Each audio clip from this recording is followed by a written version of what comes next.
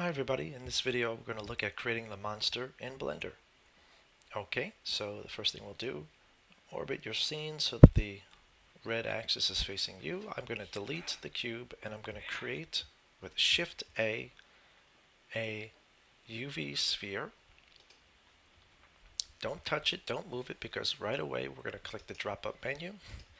I'm going to make the number of segments 8 instead of 32 and the rings to 4. I'll press enter on that, and I'm going to then click off of that. Okay, so that's what we have. The next thing I'm going to do is we're going to go to edit mode, and I'm going to click on the X view, so I'm looking straight down, and I'm going to delete half of this object. So what I need to do is take this tool here, the selection box tool. I'm going to jump over to face mode, and I'm going to start on the top right and drag a big box a little bit more than halfway to select these faces here. Now you can see I've gotten some extra faces. And if I orbit around, you notice I didn't get the ones behind it. So I'm going to come back, I'm going to click that X again, but this time I'm going to turn on X-ray mode. So right up here, this is X-ray mode. I'm in the shade mode.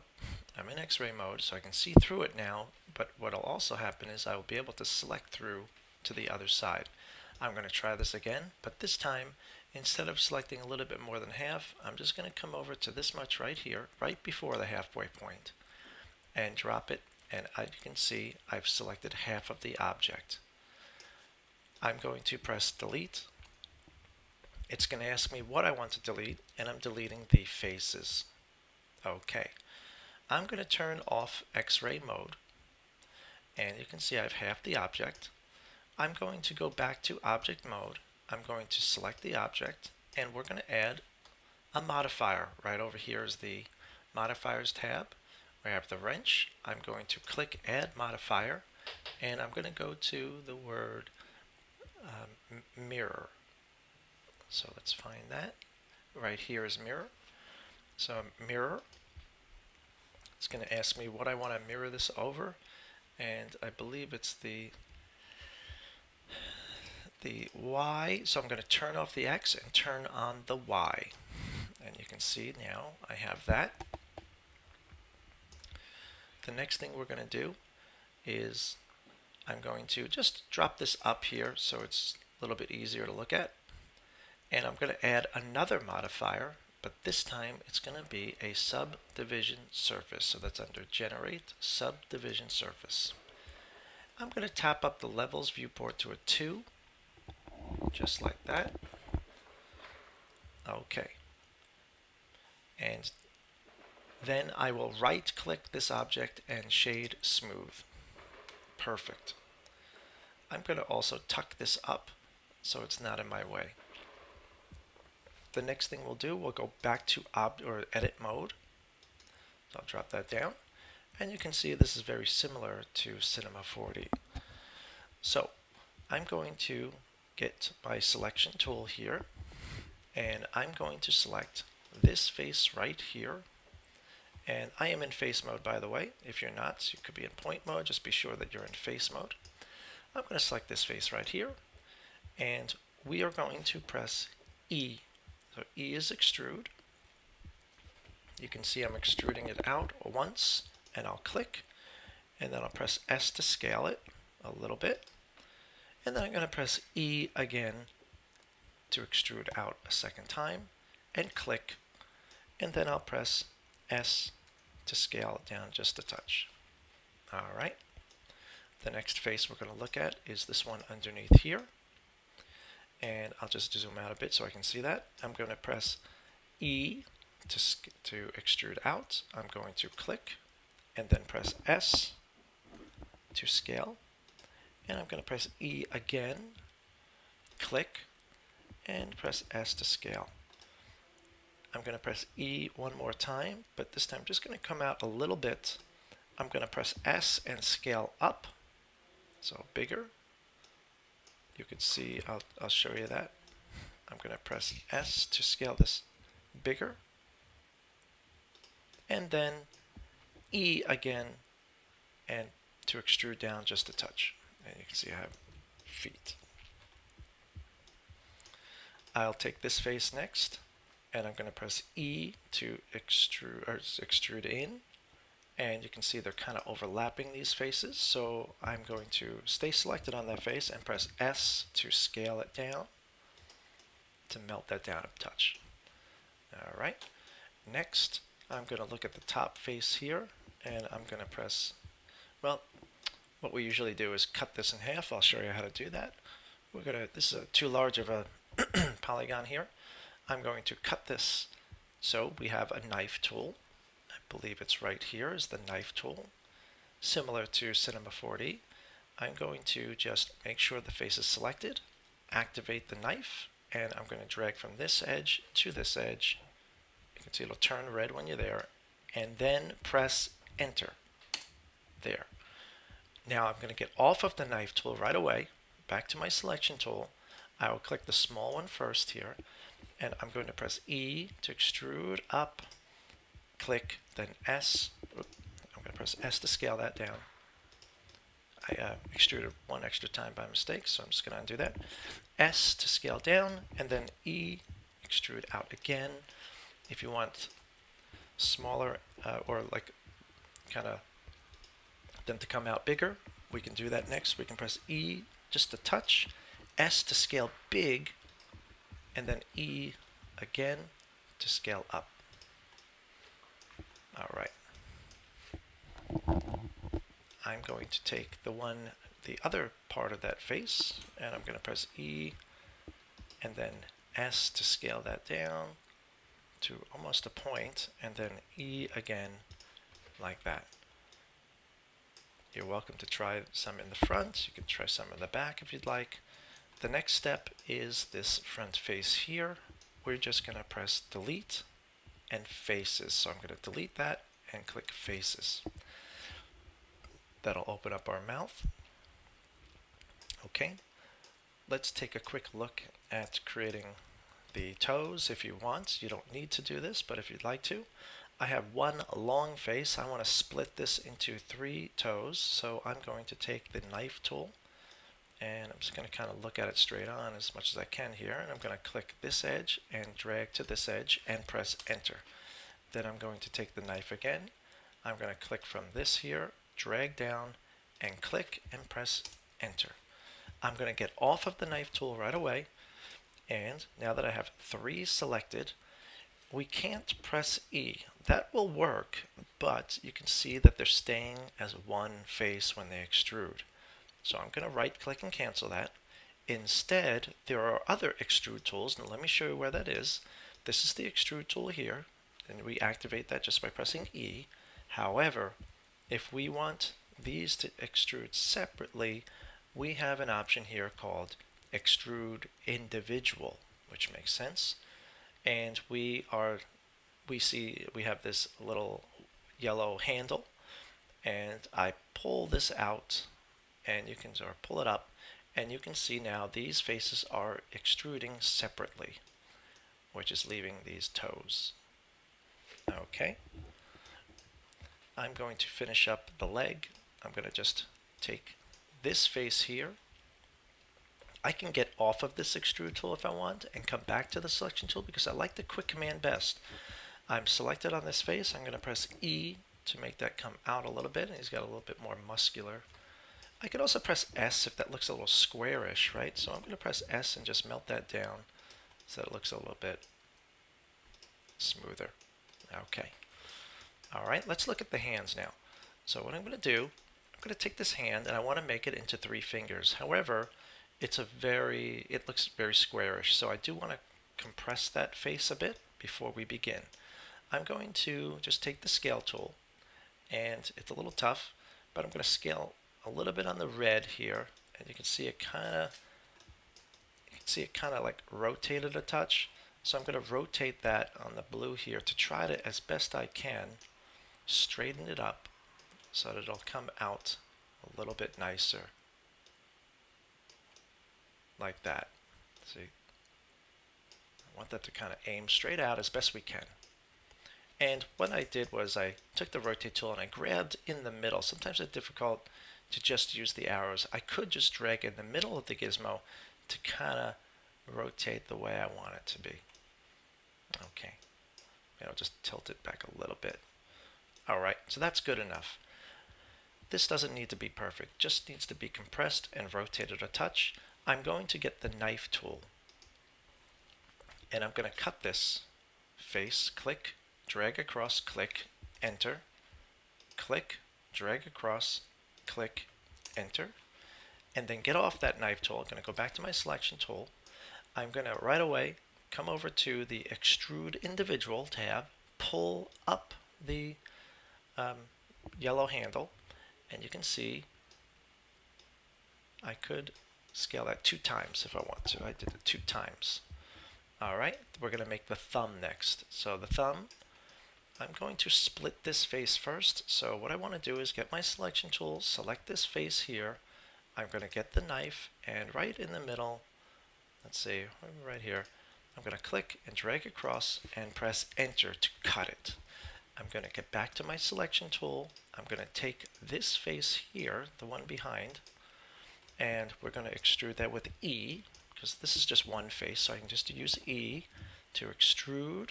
That's up a little bit. I'll press S, scale down, and E one more time, like that. Okay, so now I have these thumbs, but the arm is looking very thick. So what I'm going to do next with my selection tool, I'm going to select all of the faces by holding shift that go around the arm, like that. So I have these 4 faces selected, and I'm going to press S to scale. You can see it's done that.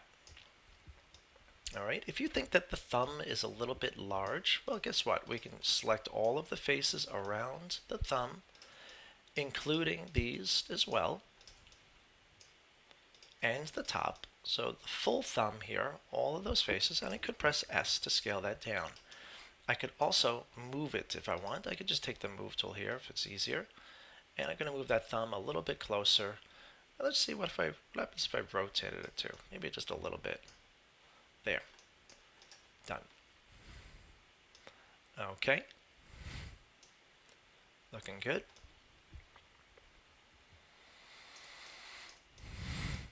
You could stop here if you want and begin to create the eyeballs and the tongue if you want. I'm just going to do a little bit of extra stuff here, and there are students that sometimes want wings. So I'm just going to show that, but this would be acceptable as well. I'm going to select the back face here for wings. I'm going to get my selection tool, and what I'm going to do is press E and just come out a touch, just a little bit, just enough so I get this smaller edge you can see here, and that's going to be the key to the wings. Okay, so that one right there. And in fact, I'm going to undo this extrusion because what I want to do is really get the both of these faces at the same time. So I undid, I'm sorry about that. I'm going to select these 2 faces here and then press E and extrude this out a touch. Okay, and that way I have these 2 faces that are very thin here on the sides, and I'll turn him around because I'll go to the X here, and if you want to really see those faces, I could turn on X-ray mode. Right, you can see them, they're selected behind here. I don't need to do this. I'm going to press E and let these extrude out. You can see that, and I will press S, but you can scale it up like this. That looks good. And then I'll press E one more time, and it kind of creates more pointed wings. And I'm just going to come out, and you come out as much as you want. I'm going to just come out a little bit. I kind of like these bat looking wings. All right, and I'll click, and I'm satisfied with that. I'm going to come back to object mode. I think we did a little bit of work in here, and you can see some faces get a little bit hard-edged. I'm going to right-click and shade smooth one more time to update the rest of the faces. Okay, that looks excellent. Let's create the tongue real fast. I just create a UV sphere, And we could bring this back to the default 32 segments by 16. All right. I'm going to scale down this sphere and I'm going to make it a little bit thinner and a touch longer. I'm going to pull this out, slide it down, and rotate it. I'm going to press S to scale that. All right, and it will send it in. All right, so we got that tongue. I'm going to right click shade smooth, and the eyeballs, I will Shift A, and I'll create a UV sphere. I will move it over here. I'm going to duplicate this, that's Shift D, but I'm going to move it on the X axis. So I'm going to press X and slide it forward, just so that it is coming out of the other sphere, just like this, a little bit.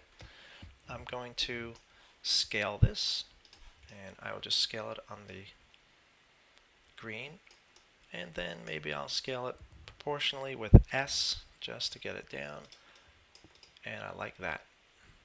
I'm going to right click shade smooth, and the pupil also right click shade smooth. Okay, and you could obviously texture these the way you want. I'm not going to get into that right now. I'm going to take the two of these though, hold shift, click them both, and I could right click. Well, I'm not going to, I could join them if I want. I'm going to right click and join. So ready, this is what I did. I selected one and hold shift and click the other, right click and join. Now I can move them over here. And I know I have two sockets there to put these in, but I'm going to press S and scale this down. I'm just going to make one eye right here. And I'm going to like to tilt it back a touch. I think that makes it look a little bit better. And I'm going to try to get it in here. Okay, that looks good. I'm going to go down the X-axis just so I can look at this and make sure it's directly down the middle. So use those 4 views if you can. All right. And I do like to scale this out a touch and pinch it down so it looks like it fits in there. Okay. And as I said, I think it really helps to lean it back a touch. I think it helps. All right. So I did join this object, so in case you wanted to texture this and texture the pupil and the eyeball different colors, you'll notice if I create a material, I believe this will go on it'll go on the full design. So let's just see. Yes. So how can I separate objects that have been joined previously? Well, this is how. You're going to take the full object, just click on it. Okay, I'm selecting it, bring it to edit mode. This is how to separate objects. You're going to press A to be sure that everything is selected. And we're going to come up to this mesh drop down. And we see mesh separate by loose parts. I'm going to click that and come back to object mode. Now, if you notice, these both will select separately. So we could change the color now and it'll update. And this one here, I'm going to create a new material here and create the white base coat. Now, why is the white not showing? I've made the white. It's because there is a red material on this that I need to minus out. Okay, I'm going to create a new material for the monster here. Okay, perfect. I'll create a new material for the tongue. All right, and to finish this off, let's create a landscape. I'm going to create a landscape by unlocking it. That's Edit Preferences. We're going to go to the Add-ons tab, and I'm going to search for the word land. And we have this one called Add Mesh ANT Landscape. Check it on. Wait a second here. And close this out. Shift A. When you come back, you're going to see landscape in our list of mesh. So click landscape. It's tough to see. So if I move it though, I will lose the drop up menu. So what I'll do, I'm going to delete this, and I'll show you what if you want to spawn objects in a different place and not at the origin point. There's this tool right here, the cursor tool. I'll activate it and it will click over here. So the next time now, when I shift A, I can go to landscape and it'll go over here. All right, so let's take a look at the landscape. Don't touch it because we're going to look at what we can do with this. There's a lot of information here. You can look at this on your own, but the ones we want to go to right now is the operator presets drop down, and you can see we have many types of landscapes. The canyon is one of my favorites. Okay, but for this we might want to just use the dunes or the regular landscape if you'd like. So let's just say maybe I will use the canyons. Okay, so I'm going to use the canyons, and if you want, there is a random seed, and you could click on this to generate different canyons by just tapping this button here, and you find one you like. So I think I liked this one here. I'll put them right there. Okay, I'm going to click. Oh, so look at this. I'm moving the origin point. You got to make sure that you're off of that. Get back to your selection tool. I can drop this down. Okay, so there we go. I've got this. I'm going to press S to scale this up. All right, and I will move this over here.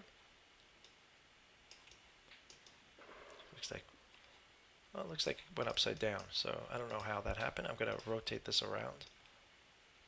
And if you want that precise, we could come over here and type, I think 180. All right, good. I'm going to move this down and press S again. We're going to make that a little bit bigger. So it looks like he's standing. Whoops. He's standing on that canyon. All right. One little trick, you could shift A and create a plane and press S to scale this up and move it down, and it'll look like water, possibly like this. Kind of cover part of that canyon. All right. That looks very nice. And we can obviously texture this if we want. I'll create a new material. All right. We can, let's get a sunlight. So we do have a light in this scene. You can see the light is over here. I'll grab that. You can see the shadows moving. But if we go to the light bulb over here, instead of a point light, we can create a sunlight. Now the sun defaults at 3 strength, so I like to make it a 4, not 1,000, and press enter. I can press R and I can rotate this, you can see, like that. And right now, if I rendered this, oh, by the way, let's just create a texture for the water here. So I'll create this texture, something like this. I'm going to bring up the metallic and the roughness down, or just the roughness up just a touch, I think. All right. And what we'll do, I'm going to go to the render area here and change this to cycles just to see what that looks like. And you can see, I can see the reflection in the water. Okay.